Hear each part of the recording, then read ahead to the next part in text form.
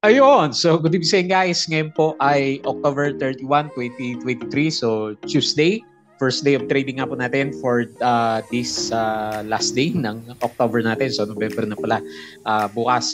Pero wala tayong trading day ng October 30, November 1 at saka November 2. So ang next na trading day na lang po natin is by Friday. So etong vlog natin na to is yun nga, isang araw tapos sa pagitan is meron pong mga holidays. Kaya hindi natin masyado makita na gumalaw pa yung mga foreigners natin kasi net foreign sell pa rin eh. Lakas pa rin ng foreign sell natin na 415.89 million. Pero yung pinakita ng candle natin, hopefully lang, ito na yung reversal niya kasi may doji. Tapos medyo green siya, di ba? Kanina umaga, nag-drop siya ng halos 0.5% pero nung pre-close o second half, bumawi yung index natin. So close tayo, positive 0.2%. Hindi pa natin sure yan, syempre, as usual, kasi nga, kulang pa yung candles natin. Tapos, net foreign sell pa rin naman yung nakikita natin dito sa market. So, at least, meron tayong babantayan pagdating ng Friday. So, 5,973.78. So, hopefully, magkaroon siya ng bounce kasi gumanda na din ng konti kahit paano yung galaw naman dun sa US market natin. Ewan ko lang ngayon, hindi ko pa pala nabuksan. So mamaya buksan natin and then check natin yung galawan dun sa bandang US naman. Okay? So ito po yung marami tayong nakita, half siguro kalahati ng blue chips. Medyo gumalaw siya so medyo maraming mga individual stocks na nag-bounce for today's trading. Meron pa rin naman mga nagbagsakan syempre. So isa sa mga bumagsak dito sa stocks natin, si Vito, nag-drop po siya ng 5.03%. So after niya ma-break yung support niya. So yung last na review natin sa kanya, kung tandaan nyo pa, sabi natin, okay, nag-stay lang naman siya. Pero ngayon is not a good sign para sa kanya kasi nag-break siya. Nagkaroon siya ng breakdown. So hindi ko nakita kung magkano yung net foreign sell. So mamaya na lang. Tapos si SEC, ito nakita ko, meron siyang net foreign sell na 6.7 million. So mukhang lumabas na yung earnings niya at saka yun nga, negative siya. So nag-drop yata siya more than 30 o 20%. Pareha sila ni BMC. So medyo lugi yung kanila negosyo kasi yung full prices daw natin is medyo mababa. So akala ko ba tumaas? Pero ngayon mababa daw siya. So yun po yung naging catalyst natin kaya nag-drop siya ng 3.49%. APX, ito siguro tumaas siya kasi meron siyang, di ba gold yung products niya, tumaas yung global na gold prices. So nag-up siya ng 3.61%. So gumaganda ulit yung chart itong si APX natin. So speaking sa mga laglag, so isa sa mga nanguna itong si Green natin. So another follow-up doon sa drop niya. Last na discussions natin, medyo malakas siya. So meron siyang 13.43% na loss. So laki no for today's trading natin. So papunta na siya sa 0.25. So natuloy-tuloy din yung magre-retouch siya doon sa kung anong price binenta last time ni Mr. Tew yung kanyang mga shares sa kanyang isang investor naman. Siyempre, yung mga may hawak tayo dito, panalo pa rin kasi piso, di ba? Yung bilhin nila. Okay, so DMC is nag-drop siya ng, ilan ba to? 2.96%. So another drop kasi yung earnings niya is parang nag-drop to ng 28%. Okay, so tingnan natin sa Twitter mamaya. Tapos, isa sa mga pumitik for today's trading natin, si Red Sea. So ang daling papitikin ng galaw niya, no? Umabot siya ng umaga pa lang, 16% na yata to. So medyo malakas yung demand niya. Meron siyang 10.17% na galaw for today's trading. Tapos yung traded value niya, umabot siya ng 500 billion yata yun. So, o 500 o 5 million pala. So meron siyang volume as of now. So ang bilis nga pumitik ng price action nitong si Red Sea naman natin. Okay, so na-miss mo ba mag-trade dito sa market natin? So hindi pa rin naman ako personally makapag-trade maganda dito sa market natin kasi nga wala tayong foreign volume. So hindi natin malaman kung yung mga galaw ng stocks natin yan is reversal na nga po siya. Pero good sign yun kasi may Dow G yung market natin. So disclaimer pa rin guys sa mga bago dito sa channel natin. For education purposes lang po yung ating vlog.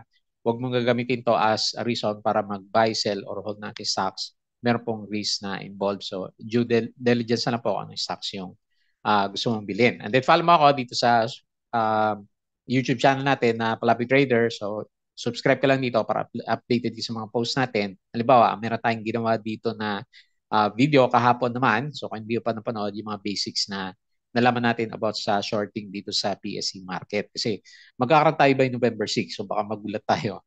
Wala man lang pilot run ba to? So diretso na yata magkakaroon tayo. Although tinatanong ko si to Trade Asia kung meron na ba tayong pipindutin. So nagwi-wait pa tayo ng instructions. So siguro by Friday malaman masabi ko sa inyo sa mga users ng To Trade Asia kung ano yung itsura niya, ano yung meron dito sa shorting sa market. Kasi magkakaroon ng shorting na eh. So implement na ng PSC natin. Okay? So follow mo ako dito para updated ka sa mga ganyan, yung trending stocks review, company reviews, sample trades natin. So mag-aral na lang muna tayo, basic indicators habang wala pang market ulit. And then yung ating mga fundamentals. So double check na lang po yan. Tapos PSC stock market studies natin, mga basic sa trading sa market. And then follow mo din ako sa mga mahilig sa crypto games. Palabig Trader Crypto to para sa mga play to earn games natin. Wala din tayo masyadong post yan. So sa mga social media, follow mo ako dito sa Facebook account na Palabig Trader. Ayan. So dyan po yung post natin. Ganun din sa ating Facebook page na Palabig Traders. Sa articles natin dito sa Bodega Peak, dito sa local market, dito sa US market, at saka dito sa cryptos, money earners, yung mga side hustles natin na ginagawa. So i-double check na po yan. So, kasi lilipat na natin yung laman niya.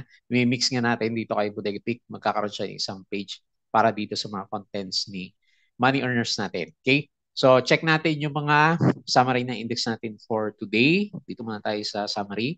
So, not so good pa rin, syempre. 415.89 million. So, ang tinutuldukan lang natin na medyo okay, yung chart, yung candle niya, kasi daw G, di ba? Baka meron siyang magkaroon siguro siya ng double checking sa Dow G kasi walang volume ang foreigners and then saka natin makita mag-reverse yung market po natin. So ito yung kanilang mga binenta for today is yung mga banks, BDO, BPI, China Bank, Metrobank, FGen, si Ani, andiyan ba si Green, SSP, AC, Aris, Globetel at saka si Converge.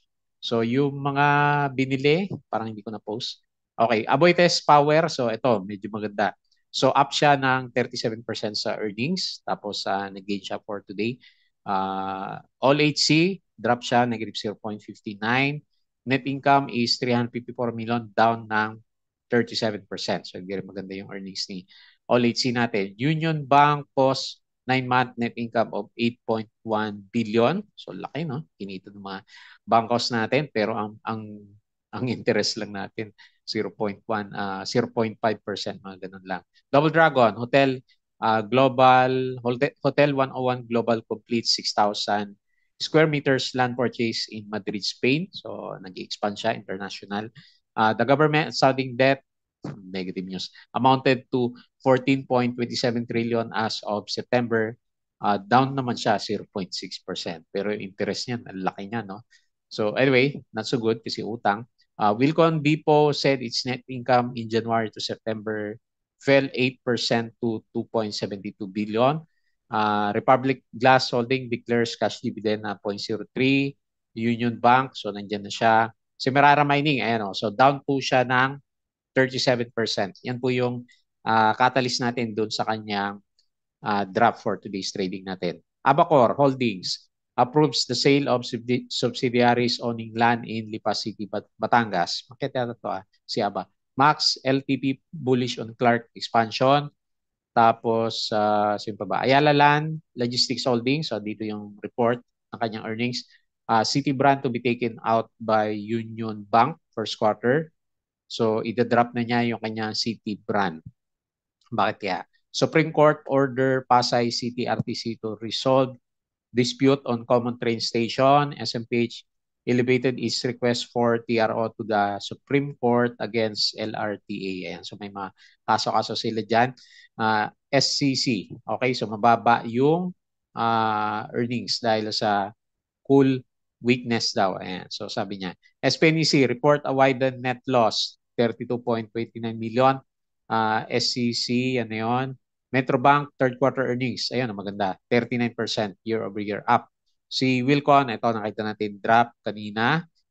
FCG, banking on expected surge on consumer demand by nag-register siya ng as much as 80% sa kanyang Angels Pizza brand Parang hindi pa ako nakakain ng Angel's Pizza brand. Ayan. FLI, binibili ko kasi yung nasa kanto lang eh. Yung mga tig 50 pesos. FLI, Philibest LAN launches on site mobile desk to improve the company's customer service across its projects. Video slips after central bank decision on off-cycle rate. Cebu says biggest aircraft purchase. Okay, so di ba nakita yung billion yung bibili niya. Globe cited as the most consistent broadband. Cebu expects biggest aircraft purchase. Yan. Lufthansa, ito yung kay Macro Asia. So meron siyang 15 billion hub in Clark. Tatay yata siya, no? Philippines is emerging new industrialist country, one of the most dynamic in the Asia Pacific region. Ayan. Saan kaya yan? Sa stocks? Siyempre hindi. Ito yung galawan ng mga stocks, mga IPOs yan. No? Red Sea ang panalo dito. MB REITs, okay, so drop yung mga REITs natin. Merong sell-off dito sa mga semicon dito sa sa US market kung nagtitingin kayo ng mga S&P. PLC, subsidiary of gaming leisure development firm Bell Corporation. Natuloy ba yung up neto kanina?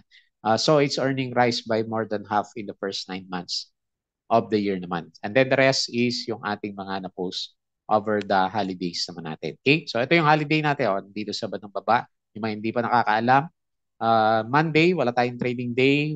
November 1, syempre wala. And then November 2, wala din. So sa Friday na lang po ulit tayo makita-kita dito sa stock trading natin. Okay? So guys, yung Patreon natin sa mga gusto ng guide sa trading sa Philippine market. So double check mo lang po yung ating Patreon channel. So open po siya sa anyone na gusto magkaroon ng guide sa Philippine market trading naman po. Okay, so paki-check na lang. Ayan, so tingin tayo dito sa 2Trade Asia natin. Hindi ko pa nakikita yung niya eh. Wala pa siyang shorting eh. Dapat ready na yung mga brokers natin na may siya diyan, nilalagay ng mga o kaya meron siyang information dissemination with regards sa shorting. Pero wala din, hindi rin ako nasabihan pa. Okay, so tingin tayo dito sa index. So nagsiso yung market natin, nag-open siya ng green. Alam ko, tanda ko to, 0.2 din siya. Tapos nag-drop ng 0.5. Pero second half, binawi din siya. Okay, so parang parabolic yung yung galaw ng mga stocks natin. So nag-gain siya 0.2%, 11 points, 5,000, bad pa rin, below 6K. 5,973.78. So meron tayong 3.9 billion traded value. So panalo si property, siguro si Ali yan kasi umakyat siya kanina ng 3.92%. So tapos ang nag-loss si mining gawa ni SCC 0.64 at saka si industrial negative 0.66. Kanina ba yan? Kay Monde. Meron tayong net foreign sale pa rin naman. Wala pa tayong support sa market kaya medyo duda tayo sa Dow G. Minus 415.8 million. Okay? 65% foreign, 35% local participation. So yung mga winners natin, syempre si Red Sea, namuna, umabot to ng 16% kanina o 14 o 16. So 10.17% yung close niya, significant pa rin. Ba't ba hindi natin nahuli yan? Mark, 5.94%. Now, 4.58. Si AGI bumawi. 4.54, di ba? Nag-reverse din siya after ng oversold. Ionics, 4.27. Si Ali, 3.9. APX 3.6, si LE 3.1, SSP 2.8 plus 3.1%, Security Bank is 2.74. So dito sa loser, si Green, syempre, negative 13 kasi, 13.43%. Sino pa ba? Bank of Commerce, minus 6.04. Dito, minus 5. Monde, minus 3.6. SEC, 3%. Costco, minus 2.95. SSI, minus 2.96. Si Pizza, minus 2.53. And then si PHR is minus 2.08. Okay? So, mas marami pa rin yung bumagsak na mga stocks. So, syempre, nakabakasyon pa rin yung iba sa mga traders natin. Okay? So, tingin tayo dito sa, hindi ko pa na-prepare yung US market. Sa chart natin, so parang meron siyang para may trap si PSE. So anyway, ang resistance is immediate dito sa 6,000. Siyempre, pag medyo nag-bounce tayo dito after sa November 3 or after ng week na to, maganda makita natin is mag-stay siya dito sa above 6,000 level kasi kung hindi, very bad naman yung yung year natin may mga stocks naman na ano, marami naman yung mga kumita na stocks. So ayaw lang talaga sa market. Ayan, no? Super downtrend yung galawan natin. Meron siyang mga trap kasi yung last time yung mga galawan natin malapit lang sa MA 100 pero nagkakaroon pa rin siya ng lower high formation. So yung CPSE is okay naman siya, no? Rather, yung RSI natin, bad pala siya below ng RSI 50. Inisip ko yung bounce niya kanina. So, not so good pa rin. Siyempre, not so good pa rin yan. Okay? So, downtrend pero nasa support, current support yung ating index naman. Okay? So, tingin tayo dito sa US market. Mukhang maganda ngayon dito sa US market. Nasdaq futures, ilagay muna natin yung word indices at saka buksan natin si crypto. Ayan, so okay naman mamaya yung parang pinapakita niya. Kasi kahapon nag-ano na sila, nag-bounce na siya. Ayan, so more than 1% pala yung mga galawan nila. So Nasdaq is 0.15, Dow Futures 0.3, and then S&P 0.2807. So medyo nag-subside na yung mga sell-off. So bumawi na rin dito si European markets. Asian markets medyo mixed tayo, no. Pero parang mas marami yung berde. Mababa nga lang mga 0.2, 0.1 yung mga nakita natin. Tapos medyo malalakas yung drop ng iba. Hang Seng, no, negative 1.69%. Laging drop dito sa bandang Hong Kong. Okay, so tingin tayo dito sa crypto naman. Ano bang catalyst natin? Makit ba? Okay, 34 pa rin naman. Bitcoin, 34.5K. Ethereum 1.8 and then si BNB is 228. Parang mas marami yung berde ngayon dito sa galawan natin. Tumataas yung TRX. Ayan, meron kasi ako mga TRX. Ano ba yan? .USD, XLM. Sina XRP, hindi ako. Ang taas ng galaw pala ng XRP, 8.21%. Okay, so merong magandang galawan ng konti dito sa cryptos naman natin. Okay? So yun po yung global market. So balik tayo dito. Refresh natin para hindi mag-close si To Trade Asia. And then, tignan natin yung ating trend stocks. Nahin natin si paborito ng mga madlang people dito sa trading natin kasi laging nasa top 1 si dito natin. Okay, so medyo nag-break siya, no. Depende sa tingin mo, pero yung tingin ko sa kanya medyo nag-break na dito sa support ng mga body kasi may antay dito, may weak tayo dito last time tapos yung kotso niya medyo nag-break siya ng konti. So, or rather malakas kasi 5% pala yung drop. So, pababa yung mga lahat ng indicators natin. So mukhang hindi pa tayo makakita ng immediate support. Hanapin natin siguro dito is Fibonacci. Mukhang Fibonacci ang kailangan ni dito para malaman natin yung kanyang mga support levels. Asan ang Fibonacci natin?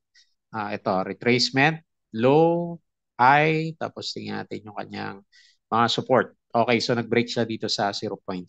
So ang sinasabi ng Fibonacci o Fibonacci 2.7. So meron ba tayong support dyan? Meron siya. Meron siyang support dito. Ayan.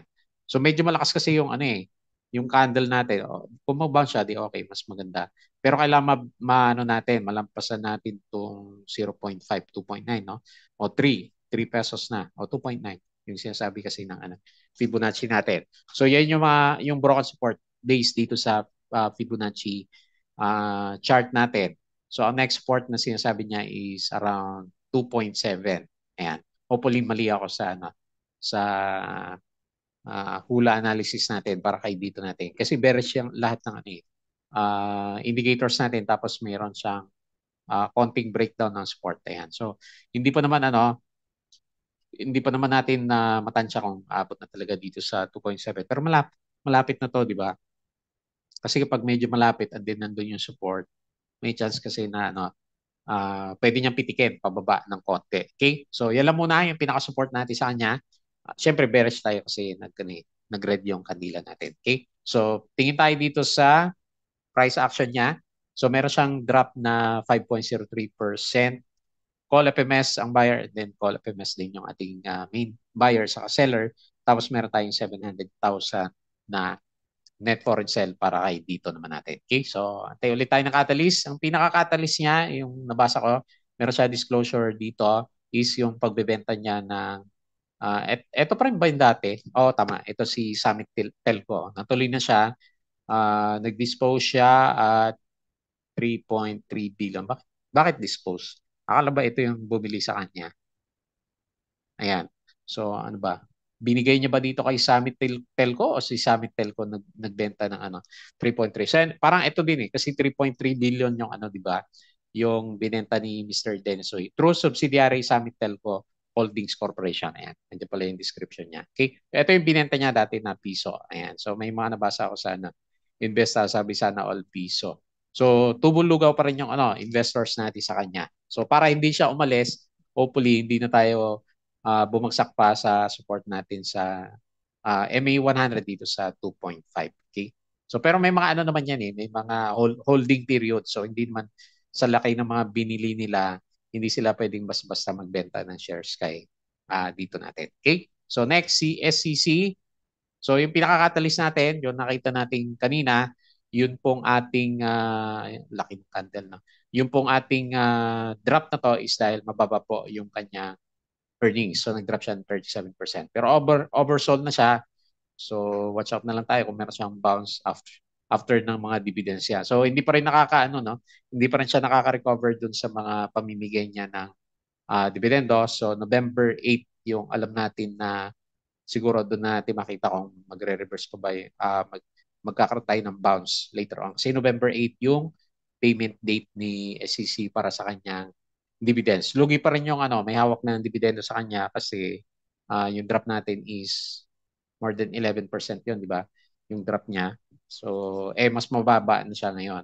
So, nasa 17% na yung drop ni SEC. Pero syempre, yung mga long term, panalo kasi nakailan dividends tayo dito, di ba? Isa, dalawa, kasi ito yung pangatlo sa kanya. So, hopefully magkaroon na siya ng bounce, technical bounce, sabihin natin kasi nasa oversold naman na yung ating price action. And then meron siya stronger support, hopefully, dito sa 28.2 pesos naman. So, meron siyang, medyo malaki yung net sell niya, no?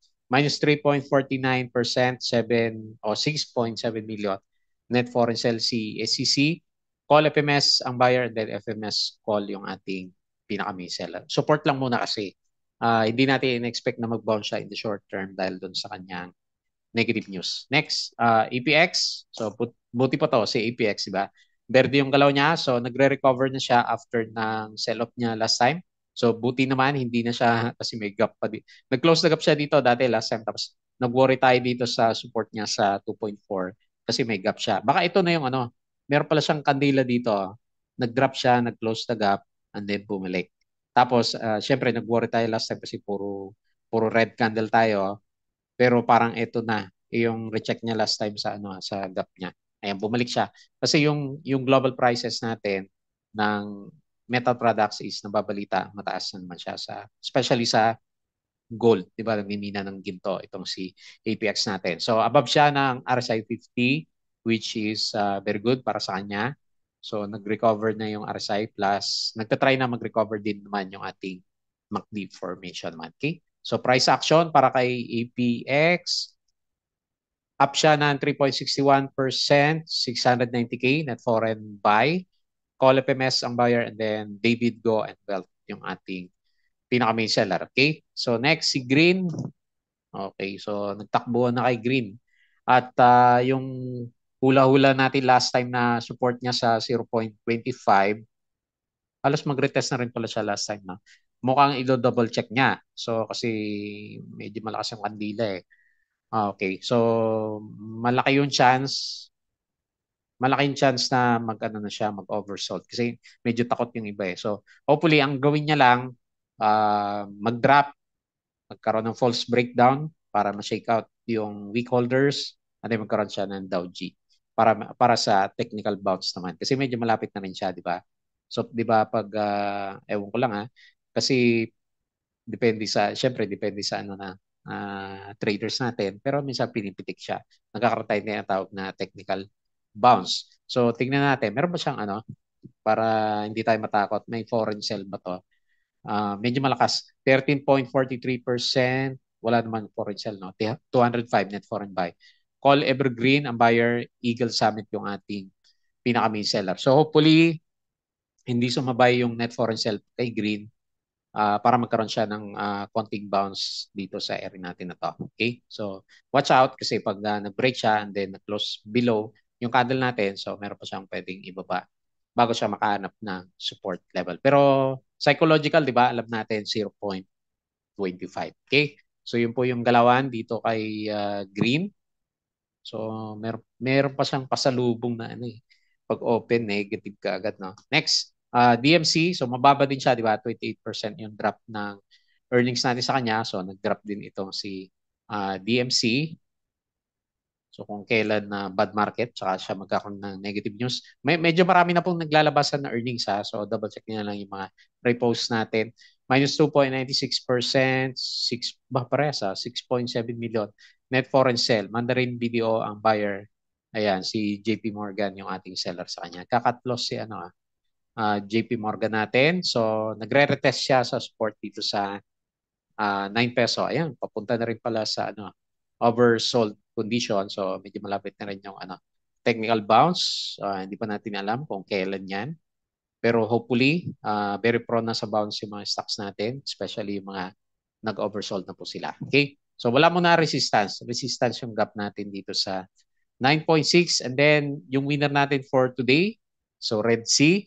So mapapansin na ngayon si Red Sea kasi ang lalakas ng pitik niya. No? So last time, medyo duda tayo sa kanya kasi pinipitik-pitik siya tapos bumababa. Pero ngayon nag-breakout na siya, breakout pala yung candle. Mapapansin mo na ayun pala hindi siya pinapayagan na bumaba ng MA9. So meron pala siyang tagatulak. So ito yung mga volume niya. Oh. May mga volume siya na tumutulak. So gaano kalaki itong volume na to? Tingnan muna natin yung price action ni Red Sea. So 10.78%, congrats po ha. So ito lang yata yung IPO natin na maganda. Wala siyang foreigners eh. Armstrong, Timson, ang buyer call. First stress yung ating seller sa kanya. Ang traded value natin is 500. Tama ba? 500K? 571,000. Volume ba to o peso na? Saglit. So makita yung yung traded niya. Tingnan natin dito kay Investa. Double check natin yung value na yan. Okay, so palitan natin to. Tapos Red Sea. Okay, tama 500K yung traded volume nitong si Red Sea natin. So yung mga bumibili kasi dito, ang bilis nilang pitikin, di ba? Kahit na maliit lang yung volume na pinambibili. Pero ngayon magiging kapansin-pansin na to kasi nga meron siyang breakout tapos maut pa nga siya ng 16%. Yan yung resistance, 7 pesos. So interesting to see kasi overbought na rin siya. Kung magpupullback pa ba siya kasi last time nag-overbought yung mga candles natin, napupullback siya, overbought na rin ngayon. Or itutulak pa rin ba nila this Friday? Kasi meron na siya momentum meron nang bumili ng medyo malaki. 500K, medyo malaki na sa kanya kasi last time mga 100K, malit lang yung mga po napapansin nyo yung mga trading dito sa kanya last time. Pero nagtataka ako, 500K lang yung binili niya, ang lakas pitikin. Ibig sabihin, kukunti lang ba yung public float natin dito kay Red Sea. So i-research natin until Friday para makita natin bakit ang bilis pitikin itong si Red Sea natin. Okay? So anyway, good news para sa mga holders. Resistance 7, breakout support is 6 pesos naman. Okay? So congrats po sa meron ng Red Sea. Okay? So yun lang muna yung ating trading for today, trading review. So bukas wala po tayong trading at saka sa Thursday wala din. So Friday na lang po ulit tayo makita kita dito sa review natin. As usual, please don't forget to subscribe dito sa ating Palabra Trader na YouTube channel. Check mo yung yung vlog natin sa shorting. Mag-update ako sa inyo. Basta merong update sa atin. Yung ating crypto ko to, follow mo na lang. Facebook account, Facebook page, Bodega Pig Money Earners, Twitter, Patreon, sa mga gustong sumali sa trading group natin. Hopefully makabawi tayo mas maganda for this second week ng November para kung bumalik na yung mga foreigners natin, then doon natin makita magre-reverse yung market. Okay? So yun lang muna. Maraming salamat. Happy long holidays po.